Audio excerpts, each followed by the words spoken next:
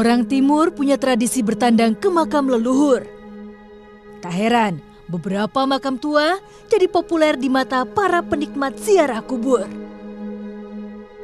Satu di antaranya, makam Ki Ageng Wonokusumo di Karangmojo, Gunung Kidul, Yogyakarta. Ki Ageng Wonokusumo merupakan keturunan Brawijaya, Raja Majapahit yang terakhir. Dia diyakini menerima wahyu bagi kelahiran Keraton Mataram. Melalui sejarah panjang, Mataram meninggalkan jejaknya pada Yogyakarta sekarang. Siapa sebenarnya Ki Ageng Wonokusumo?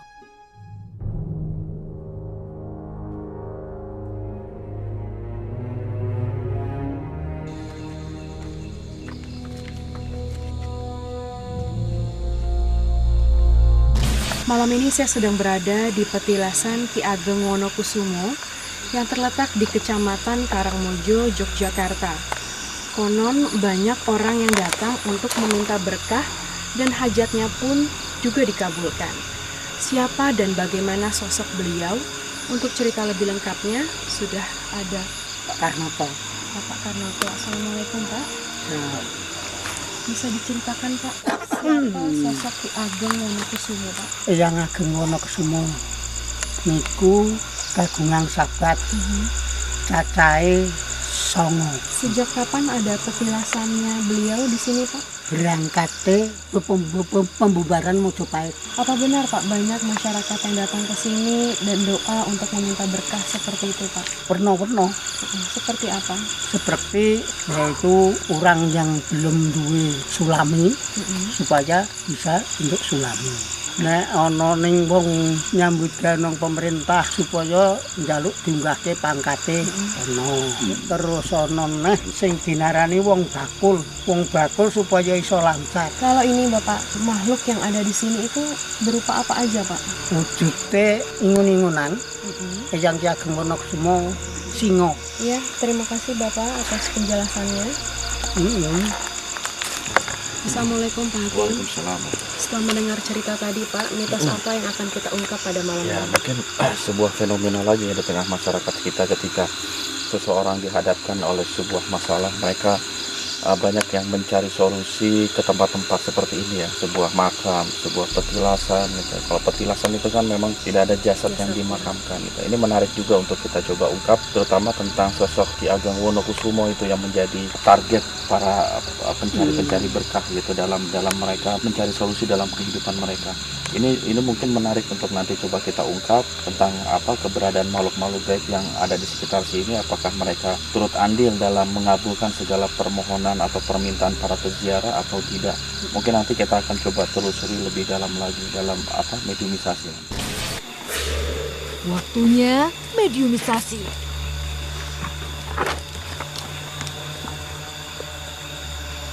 Assalamualaikum. Waalaikumsalam. Ada apa gerangan saya dipanggil di sini?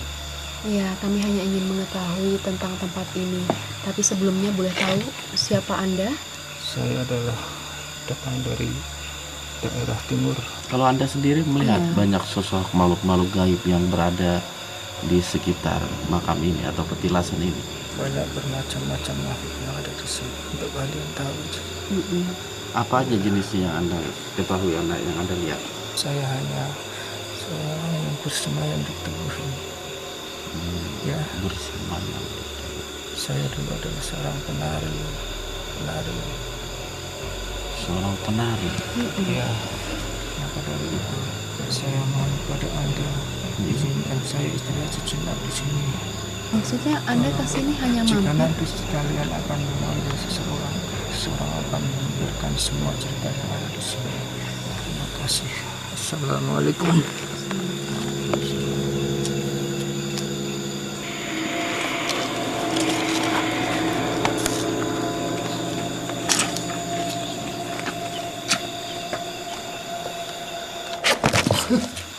Tiba-tiba ada yang berubah dalam diri Umi.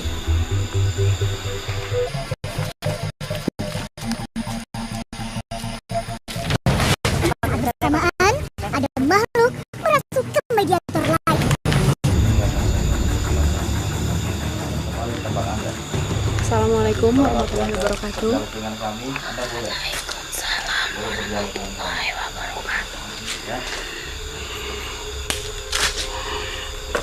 Ya, Anda boleh dulu ya. Boleh tahu Anda siapa? Saya Putri. Nyi Ageng Sekarkusumo. Nyi Ageng Sekarkusumo. Sudah lamanya ada di sini, Nyi? Sudah lama di sini.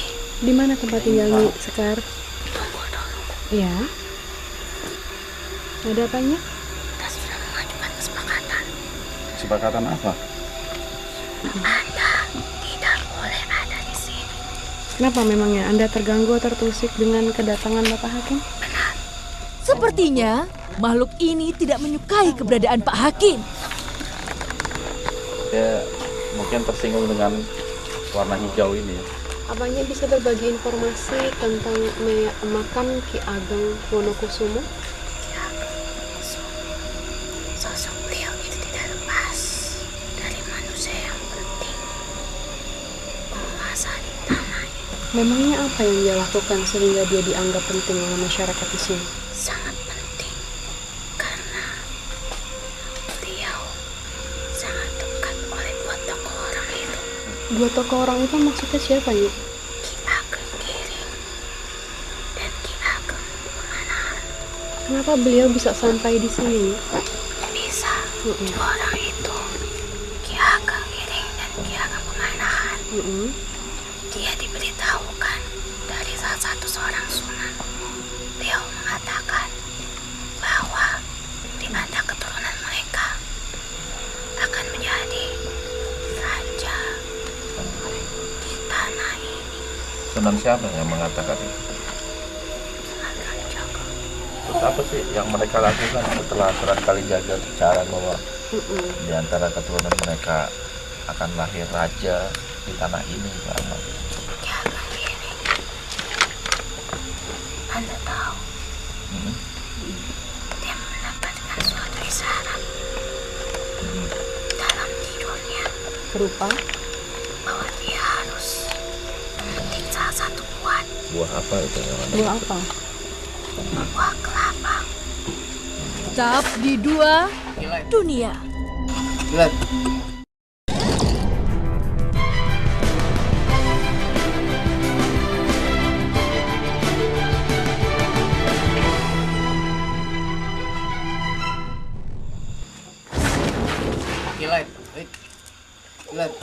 Memangnya ada apa sih di balik buah kelapa itu? Ada artinya?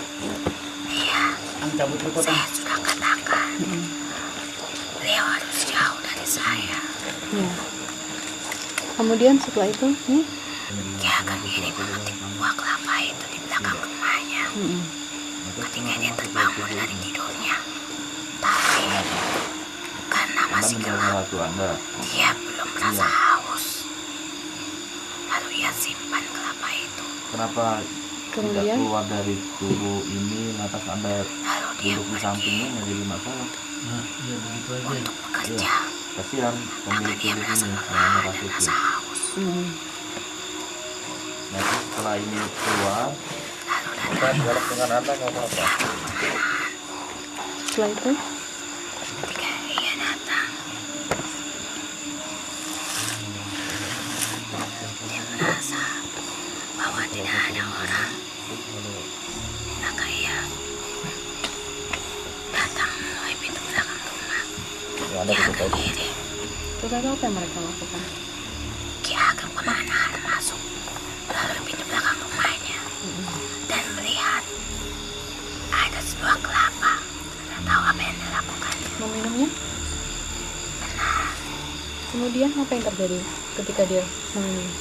perpecahan, Maksudnya? perselisihan, dan permusuhan. Dan terjadi perkelahian di antara mereka seperti itu. Jelas Ki Ageng Giring kecewa. Berarti boleh disimpulkan bahwa Ki Ageng Wonokusumo itu anak dari Ki Ageng Giring. Benar, Seharusnya dia yang menjadi raja, Harusnya dia yang menjadi raja. tetapi anaknya Ki Ageng Pamanahan yang jadi raja. Benar. Siapa kalau anaknya Ki Ageng Pamanahan, siapa yang jadi raja? Siapa namanya? Raja Mataram. Raja Mataram keberapa? Dan saya penasaran sama sosok Nyi Sekar sendiri. Kenapa bisa ada di sini dan kenal begitu dekat dengan beliau? Kalau boleh tahu, Anda ini sebenarnya siapa? Apa ada keterkaitan dengan Ki Ageng? Terkaitan ada, karena saya selalu ada bersama orang-orang yang ingin mempunyai kekuasaan. Orang-orang yang selalu bergejolak, orang-orang yang selalu penuh amarah, Emosi. dendam. Jadi maksudnya makhluk sejenis Anda ini selalu ada ketika manusia berperasaan dendam, emosi, marah. Dan dia seorang tokoh, karena saya di sini juga karena utusan dari tokoh di sini.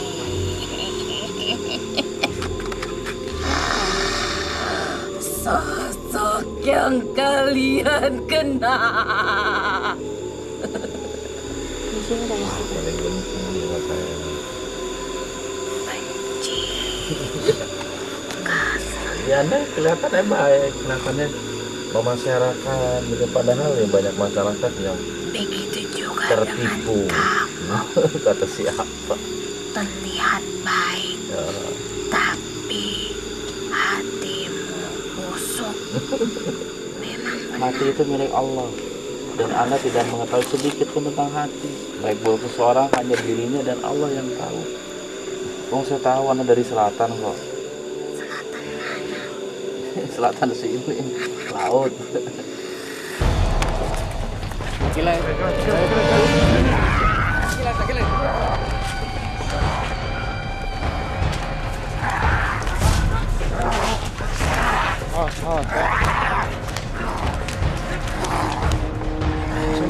Mana sih Putri?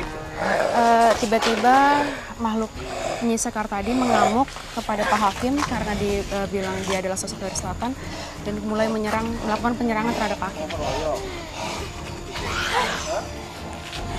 Ini kita tenangin aja, tenangin diri Anda.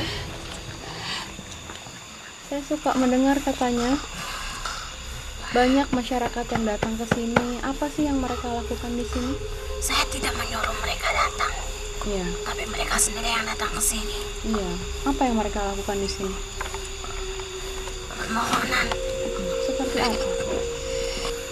agar dilancarkan apa yang dia inginkan. Apa dikabulkan oleh makhluk sejenis Anda atau Anda mungkin mengabulkan atau bagaimana? Saya hanya menerima. Selanjutnya bukan urusan saya. Menerima, memangnya apa yang mereka bawa? Saya hanya menerima persembahan mereka. Apa sih yang mereka persembahkan biasanya? Bunga-bunga, makanan. Saya juga pernah mendengar cerita katanya kalau mau bertemu dengan sosok Ki Ageng Wonokusumo itu sebelum melihat Ki Ageng akan ditampakkan wujud hewan berupa singa dan ular. Oh, singa yang ini. Iya. Memang itu ada tanda apa sih? Kenapa harus singa? Singa itu raja, penguasa. Berarti maksudnya Ular itu ikatan. Setelah dia menjadi pemimpin, dia akan mengikat bawahannya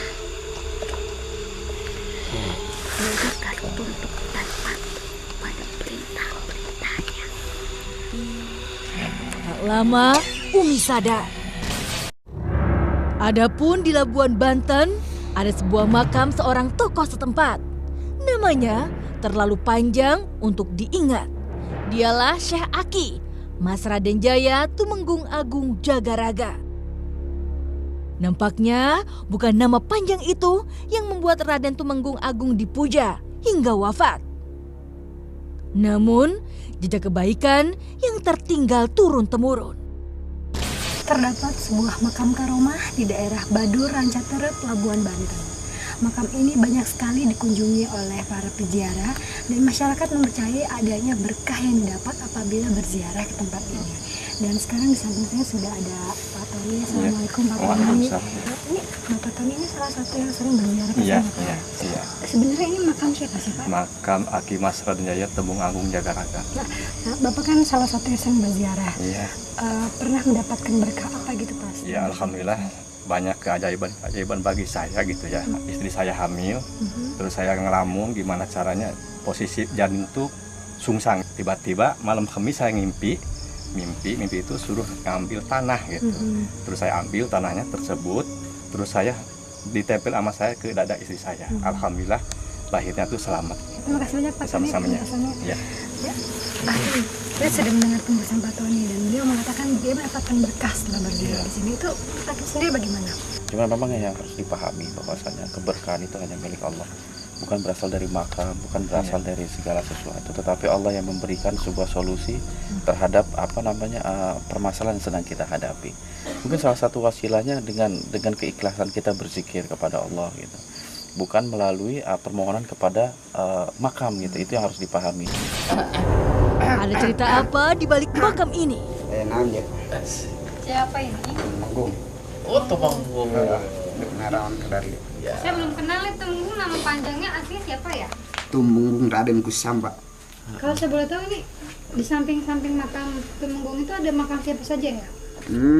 Itu para nabi. Para nabi. Nabi apa? Nabi Idris. Nabi Rasul gitu. Mungkin.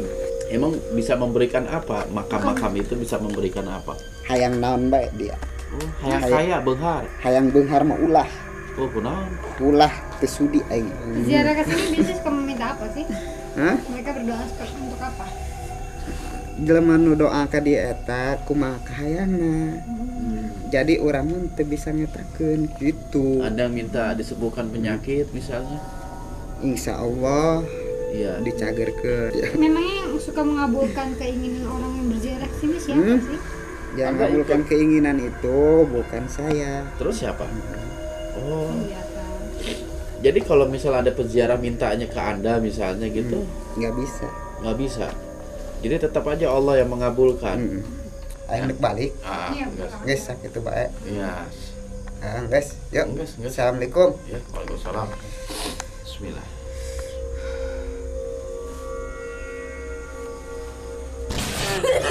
Tak disangka, Umi juga yang terkena imbas energi. Tetap di Dua Dunia.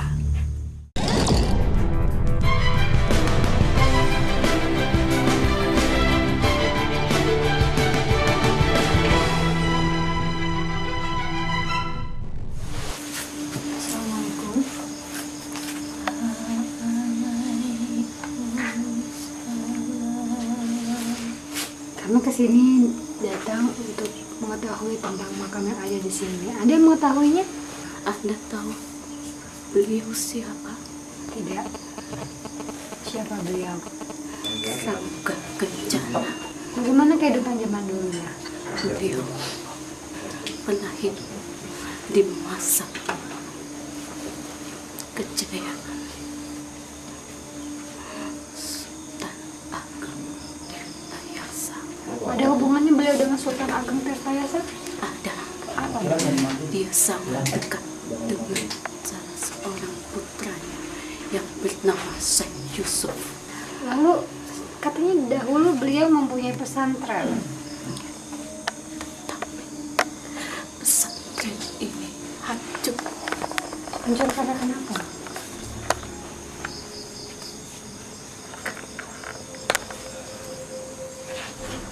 Penjajah menindas. Terlibat. Apakah semua santri-santrinya juga meninggal?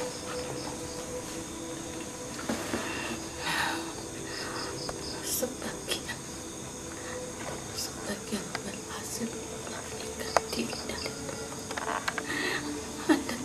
siapa yang ada di makam ini. Siapa? 5 peserta keluarga.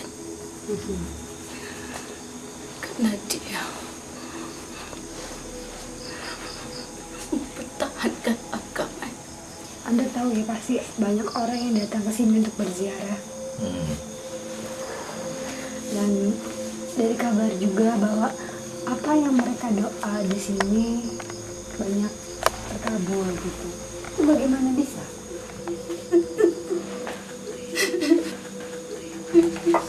Kenapa?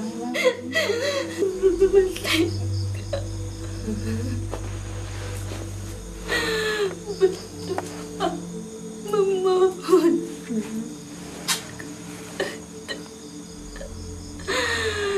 makam ini akan beliau senang. Kenapa ketika datang ke tempat ini bukan dalam rangka mengingat mati? Manusia akan mati. Apa yang sudah mereka bawa? Sampai kapan kau hidup? Apakah kau tahu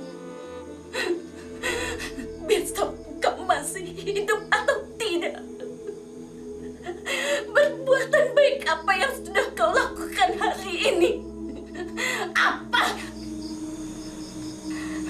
Jangan sampai terbawa hawa nafsu. Ada nggak makhluk-makhluk sebangsa Anda gitu di alam Anda yang memang membantu manusia, baik diminta maupun tidak diminta? Rangga Kencana pernah berpesan kepada para santri, diamlah kamu jika ucapan membawa keburukan. Berkatalah engkau jika kata-katamu bawa doa.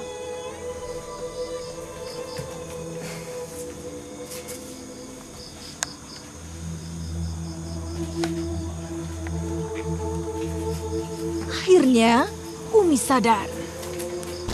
Hakim, alhamdulillah kita sudah selesai melakukan mediumisasi. Lalu hikmah apa yang bisa kita ambil, Pak Hakim? Ya, yang pertama intinya sih sebenarnya karakter makhluk ya. Seperti itulah ketika kita bersinggungan dengan makhluk gaib. Karena ada memang yang ngomong apa adanya, kadang juga ada yang ngomong-ngomong godaan-godaan yang menguji keilmuan kita, kedalaman pengetahuan kita tentang makhluk. Kalau kita tidak memfilter apa yang kita terima informasi dari gaib, karena apa, dia akan tersesat dan terjumus ke dalam jurang kesesatan. Terima kasih banyak Pak Hakim atas penjelasannya. Sama-sama. Rangga Kencana pernah berpesan kepada para santri, diamlah kamu jika ucapan membawa keburukan. Berkatalah engkau jika kata-katamu bawa doa.